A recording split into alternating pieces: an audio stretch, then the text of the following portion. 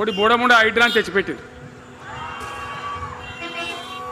దానికి ఆ హైడ్రాకు ఆ పిసిసి ప్రెసిడెంట్ అని ఉంటాడు ఆయన, కాంగ్రెస్ కమిటీ అధ్యక్షుడు, ఆయన నిజామాబాద్లో పోయి చెప్తుండు, హైదరాబాద్లో హైడ్రా, నిజామాబాద్ కూడా తెత్తాం బిడ్డ, నిజామాబాద్లో నిడ్రా, రేపు జగిత్యాలలో కూడా జిడ్రా అంటాడు. ఇక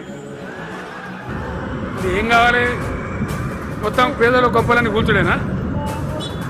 కేసీఆర్ రాజ్యానికి వచ్చినప్పుడు 3.5 లక్షల మందికి పేదలు ఎక్కడ ఉన్నో అక్కడనే పట్టాలు ఇచ్చారు.